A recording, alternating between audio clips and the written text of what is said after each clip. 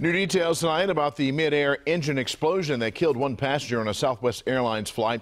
Federal investigators say a preliminary examination found evidence of metal fatigue in the plane's engine. Late this afternoon, the NTSB tweeted these photos of engine parts that apparently fell from the sky and were later found on the ground. Yesterday's incident is not stopping people across the country from getting where they need to be, but many are a little nervous about flying. Devin Bartolotta spoke with passengers at BWI taking Southwest flights this afternoon. There was a second incident aboard a Southwest flight earlier today when a jet had to make an emergency landing in Nashville after a bird strike. Here at BWI, passengers know of this news and they're nervous. At BWI Wednesday, a flurry of anxious Southwest passengers preparing to fly just one day after the nation's first airline death in 9 years.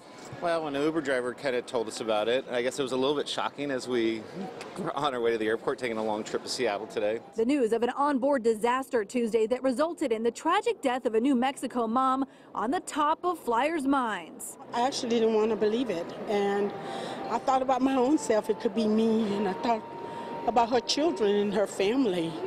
That's horrible. It shouldn't happen to anybody. BWI, a major hub for Southwest, has seen close calls in the past.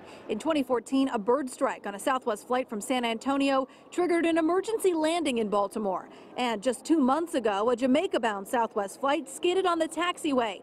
All 150 passengers were evacuated.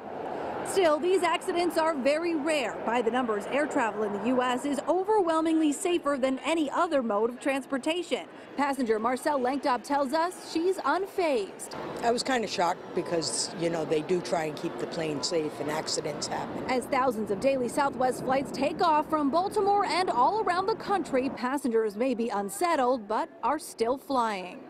The NTSB is still documenting the perishable evidence of what happened aboard that Southwest flight over Philadelphia.